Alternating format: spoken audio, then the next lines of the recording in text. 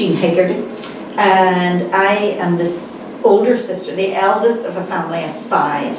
My maiden name's McElhenney, and my younger brother Kevin, who was the middle child in the family, died on Bloody Sunday, age 17. I didn't live in Derry at the time. Actually, I emigrated to Canada in 1968 as, I don't think we used the term back then, but basically an economic migrant. And I heard the news of Bloody Sunday in Canada. However, what I heard on the news was that they killed gunmen and bombers. The 6 o'clock news maybe said there was 5 dead. The 9 o'clock news, the number was up, and then by 11 o'clock in the evening, the number was up. My first reaction was, oh God, that's Derry. But only that it was Derry. And then it was kind of, as opposed to my shame, a bit nonchalant because I didn't know any gunmen and bombers.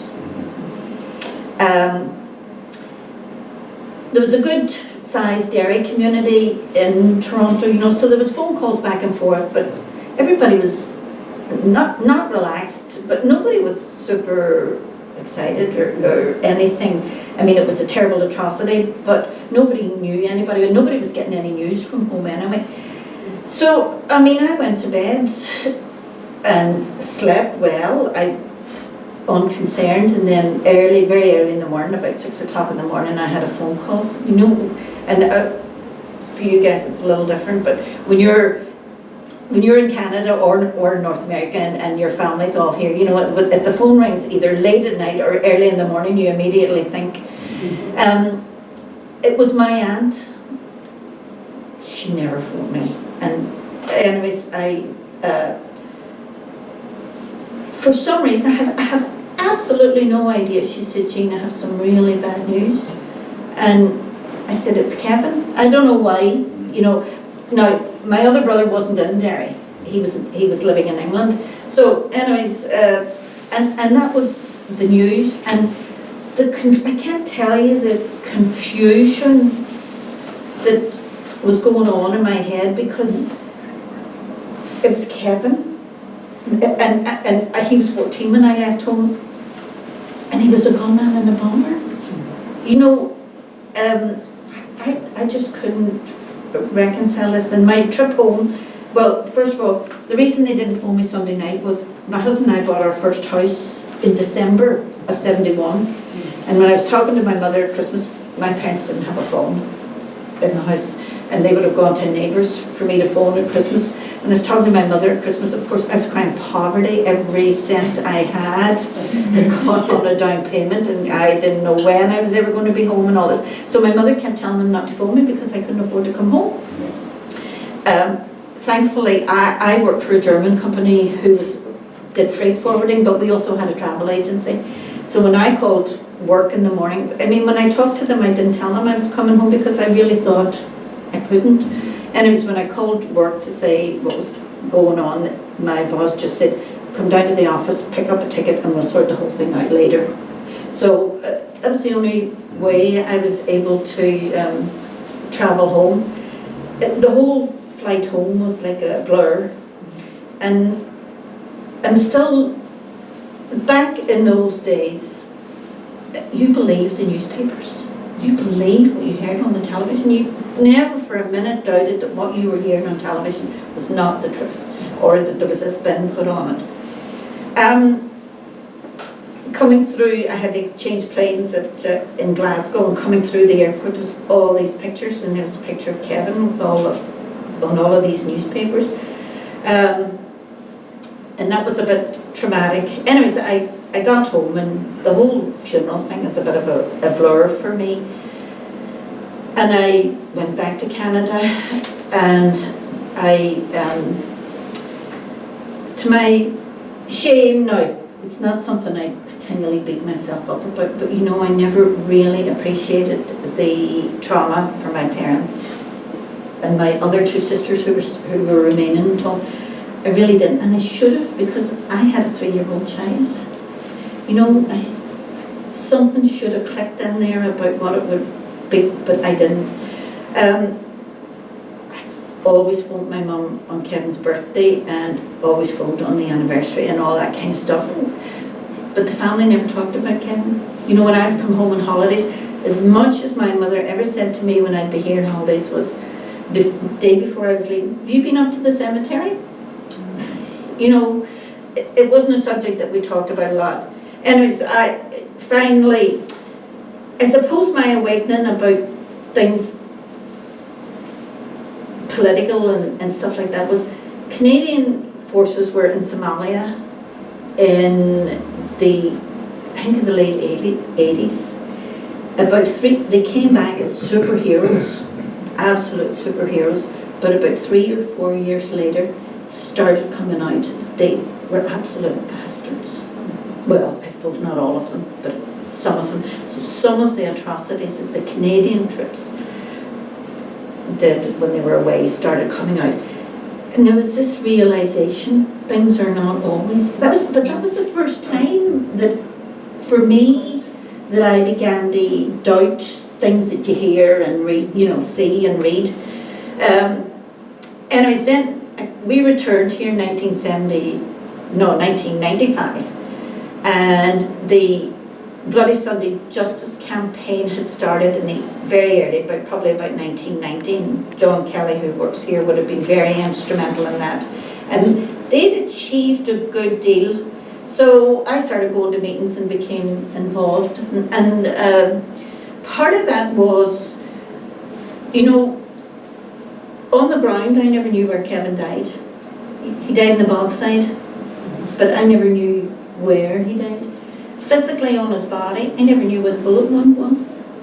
It was something that I didn't know or anything like that. So, and finally, when the Savile inquiry was announced, it was a huge learning thing for me, because I began to find out. And when I came back and I would ask questions, you didn't really get answers, because most people in Derry, not everybody, most people in Derry were here. So when you asked the questions, well, sure, everybody knows what happened.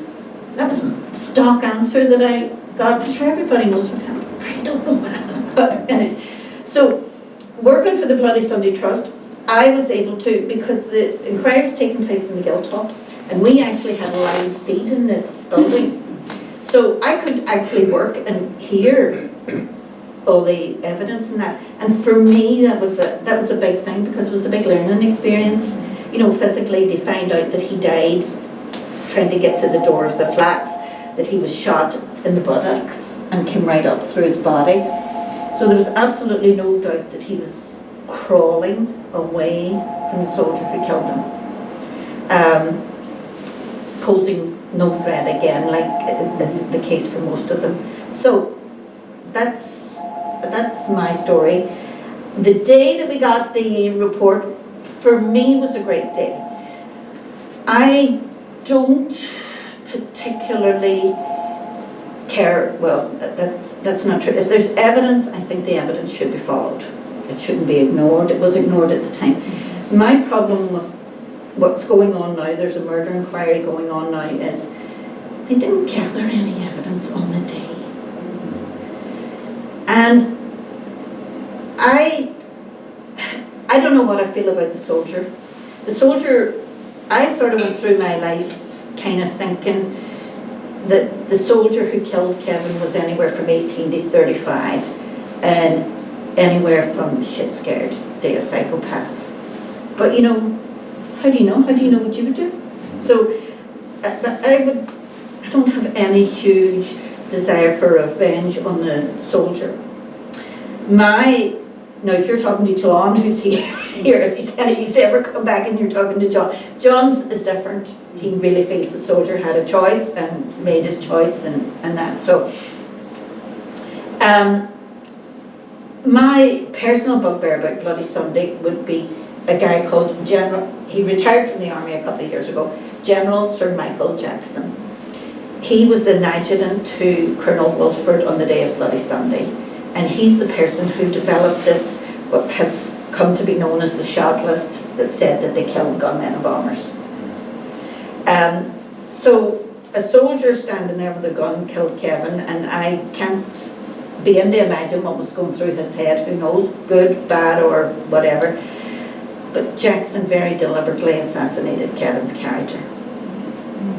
And for that, I'd like to see him hang, not literally, but that's never going to happen. And I've reconciled myself to that a long time. He grew much too fast up through the ranks of the army, and that's never going to happen. So I'd like to see that happen. I can always hope, but other than that, it won't happen. Now, there was one thing that I think was, in a way, kind of a blessing for me. It's like I don't know. When I was on the plane coming back, I was only 23, sorry. I was 23 years of age and I had a 3-year-old child. But I sat on the plane from Toronto to Glasgow plotting to kill the soldier. I had no idea how I wasn't detailed, but whatever it took in my life, I was going to do that. And in the church, if you see film footage of the church and all that, we had to have passes to get into the church, and it was a huge funeral because there was one funeral.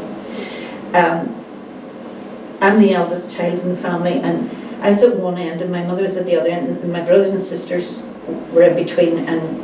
But I went to look and see how my mother was doing, but actually my father was in the way, because he was kind of kneeling forward. And I just had, I'm not overly religious or even spiritual, but I just looked at my father and I thought, I couldn't do that to another man. And my father, the word I always use, and the word that comes to my mind, was beaten. Everything about my father was not the man I knew that was kneeling there in that church. And in a way, revenge left me, thankfully. So that was only like a split second thing, but I'm eternally grateful for it. And actually, it didn't even take me long to realise that was a special second, and it was, and I'm grateful. I was grateful while I didn't think too much about my parents and didn't give them enough consideration and all that kind of stuff. I was always grateful for that minute, second, whatever it was. Because, first of all, I'd never been able to find out which soldier it was or anything like that. But the second thing, how was I ever going to do it? The second thing was, that soldier had a family. And strangely, it was my father more than my mother, because all the emphasis was kind of on the mothers, and there wasn't a lot of emphasis on the dads and that. So, but we didn't only lose our brother on that day. We lost our parents too. They were different people, and they weren't really parents after that, So, I'll answer any questions you said. So I was walking down the streets and observing everything, and I trying to sympathize and whatever, but I don't know, when you came back, is there any way you can explain to me what the air, the surroundings felt around you during that time? When I came back? Yeah. Oh, when I came back to the funeral? Yeah. Surreal is the only word. I mean, the whole city, I think, was in a state of shock. I mean, and I don't know if I stayed a week or two, but the whole period between the Sunday and the funerals was just, I think everybody in this town were walking around like zombies. So it's rather quiet. Oh yes, yeah. I mean, nearly all the stores were closed and everything. And my brother and I decided that we would sort of to represent the family, go and visit the other wakes. What wakes are that we have the funeral thing in the house as opposed to in the funeral parlour and that. And we went right, and there was queues queues and queues and queues to get into the buildings, you know. Now, we didn't actually have to queue. I don't know, we must have had some kind of a chaperone, I don't know. But, because I do remember the queues, but I also remember that we didn't have to, you know. We were only in for a few minutes and that, but the whole thing's a blur. But I think for the whole city, the whole thing was just surreal for a week anyway, perhaps even longer before things started. You know, lots of people say Bloody Sunday didn't just affect, you know, the Bloody Sunday families. It affected the whole psyche of this city. So, and that is probably true. Now, I would have been away and not really aware of it, but there was always, I remember everything was very quiet and stuff like that, but in truth I don't have a lot of memories other than surreal. I try to search my memory for things about that time, and my only one is seeing Kevin, and it wasn't Kevin. And I think that was probably, did they say coping mechanisms? Yes. Because he was a 14-year-old boy when I left home, and he was a 17-year-old young man. You know, 14 and 17 is quite a difference, but that was also part of the confusion in my head. You know, of course, when I came home, I asked my parents, was he involved in anything, and my parents said, don't be ridiculous. You know, and questions, when I asked questions, that was the stock answer. Then I began, you know, to think, I lied through my teeth to my parents when I was 17 years of age, you know. I'd be going out on a date and I'd tell them everything except that I was going on a date. And so I'm thinking, well, maybe if it had been me, I would have been telling my parents what I was doing and stuff like that. So I had all, and I wasn't, I mean, I was only 23, so I wasn't far removed from 17. You know, I could remember 17 quite easily. So it was, and I kept thinking, and all of those things, and then I'd say, well, everybody says he wasn't. And then you'd think, you know I used to lie to my mother. So they used to confuse me in my memories. And I suppose one of the things that I do have some guilt about is that and one of the reasons that I'd be angry at Michael Jackson is that he caused me to doubt Kevin. You know, and I would be angry at him for that he caused me to doubt, and not disown him in any way. If Canadians or friends or work colleagues would ask me about Kevin, because I mean, all my friends, everybody I worked with, all they heard was they'd killed gunmen and bombers. Yeah. And you know, they'd ask me, and I kind of said, well, my parents maintained that he was not, but I'd follow it up with, but I don't know.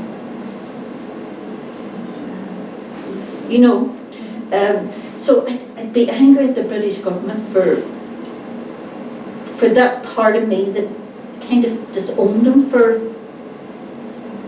I don't know how the words to rightly describe that are, you know, but that would be one of the things. Now, for a lot of other people, and maybe for my sisters and that here, it was easier because they knew he wasn't, you know, and it wasn't a big difficulty, and didn't damage my life or, you know, anything like that. I think I have emotional scars, but not huge ones, you know. Raised 2 kids and got on with things, but it bothers me that use of media and all that kind of stuff can be used to distort the picture so badly. So, any more questions? I don't know if there are or not, Jane, but these students invested quite a bit of time in Bloody Sunday and looked over the Saville report, and 2 of them developed projects that are similar. Would you be willing to listen to them tell you about that project a little bit, and maybe we'll make a donation to the museum if you'd take it. Oh, we'll take any, yes, we'll take, but yes, just before we do that, can I just double check there's no one Sure. out here before we